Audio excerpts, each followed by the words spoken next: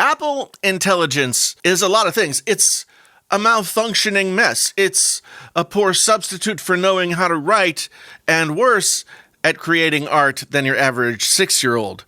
But worst of all, Apple Intelligence is dumb. As a rock, like Siri dumb. And that's saying something, honestly. I was willing to give it a try. I suffered through the first few rollouts and updates of iOS 18, but no more. I turned off Apple Intelligence the other day, and maybe you already have too. If you don't know, you can turn it off. That's probably the best feature of Apple Intelligence right now, is that it has a switch that you can turn off in the settings. So my experiences with this AI assistant so far have been, shall we say, underwhelming. Almost no Apple Intelligence feature works as advertised. The writing tools have been less than inspiring in text messages. They offer me very little by way of pithy suggestions when replying to a text. The only real difference in the suggestions for texts is that they show up as a glowing rainbow color and then they turn white and become what they really are. The same old lame suggestions you would have gotten before and would only use in your laziest of moments.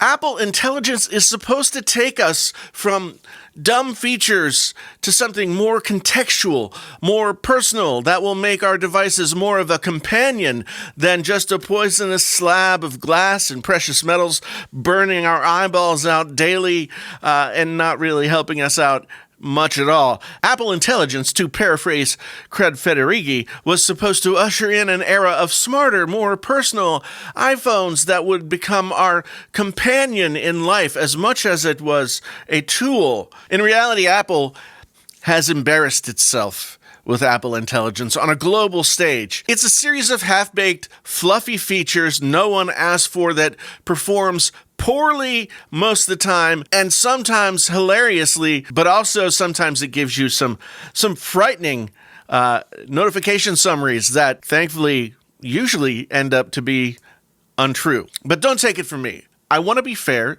so I decided to let Apple Intelligence use its new writing capabilities in the Notes app to speak for itself and write the script for this video. So let's see what it has to say for itself.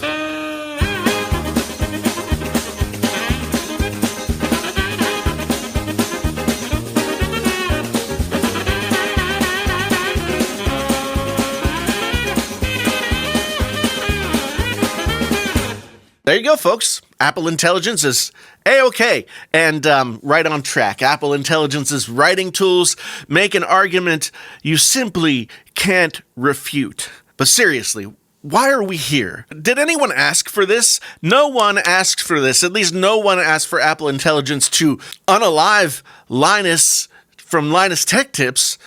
I also feel bad for Mercedes and her coffee. McDonald's is probably facing another hot coffee lawsuit. Apple Intelligence was supposed to be like Siri on steroids throughout your entire phone. It was supposed to let us have fun on the image playground. But somewhere along the way, as I was exploring the image playground, I became a creepy youth pastor carrying a potted plant, wearing the flower crown for midsummer. And in the second photo that I came up with, I looked like Michael McDonald after a satisfying bathroom break. It is uncanny. Uncanny in the worst way. It's a shame. How can Apple even pretend that any of this is acceptable? They claim they were slow-rolling Apple Intelligence out to the public because they wanted to get it right. And they misled us about what the release would be. What was advertised first as fall 2024, which sort of makes us think like that's probably when the iPhone 16 would come out. No, that became a slow drip of features that's going to drag into mid-2025 if things go well, which they haven't so far. Maybe we'll have all of the Apple Intelligence features by the time the iPhone 17 releases, but I would not hold my breath. I, for one, am glad they waited. There are certain things you just have to get right.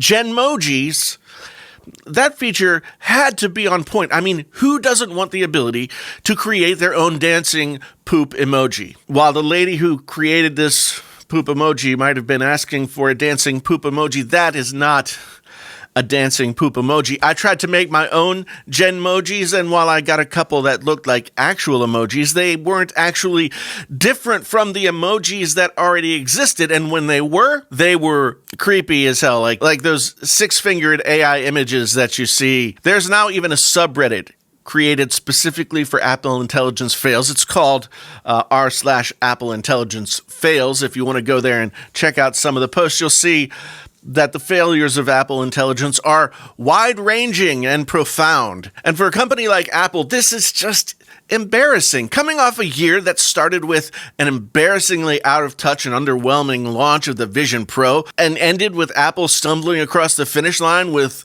product launches and features that were tepid at best. Honestly, this is kind of concerning for Apple at this point. 2024 was a year of a lot of fails. I mean, when Apple's best release of the year is the new iPad Pro, you know that Apple didn't have a very good year. I have another video coming that will detail the uninspired year that was and the uninspiring year that 2025 appears as though it will be. So subscribe if you want to see that. Some of you may be saying, "Methinks he doth protest too much." But do I? Is Apple Intelligence really a total fail? Well, no, the photo features like cleanup are a great addition and they would work really well, and that's really, really cool. But let's be honest. Google had this cleanup feature years ago, and Apple didn't bring anything new to the table with it. Apple often creates a feature well after other companies have created the feature, but usually they bring something new to the table that makes it better somehow. But with the photo cleanup stuff, not so much this time. And what might be the most egregious fail of them all is that no one asked for this. Did you ask for it? Because I didn't ask for it. Nobody asked for Genmojis. We already had Memojis. No one asked for notification summaries, image playgrounds, writing tools, and as a brief aside, as a former writing teacher, writing tools is the worst of all the features, or at least it will be when it finally works. Apple has run ads touting this feature as a way to not be a moron in the workplace by composing an email that doesn't prove to your boss that you are a moron incapable of mastering tone in your writing, or that you can't prepare for a meeting and you need help with that from your phone, or that you're not a petulant whiner who can't suffer the loss of a pudding cup without email blasting the whole company at the injustice of it all. Well, it's great to have those options to help you say what it is that you need to say, but unfortunately can't seem to be able to say effectively. I'm sorry, but if you're a grown person working in an office and you don't have command of the English language enough to be able to vary your tone so as not to appear a moron or an a-hole, or that you're not so disorganized that you can't find your way out of a paper bag, then the education system has failed you somewhere along the way, and as a former part of that system, I apologize. Conventional wisdom is that Apple had to release Apple Intelligence. It had to keep up with the Googles and the Samsungs and the OpenAIs and the ChatGPTs and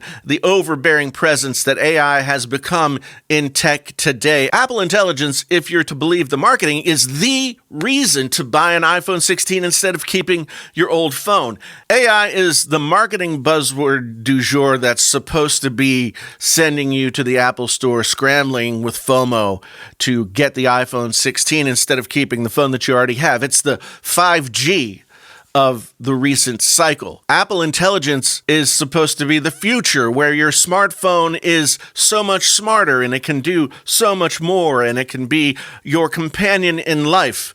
Except in the case of Apple Intelligence, it can't, because Apple Intelligence is dumb.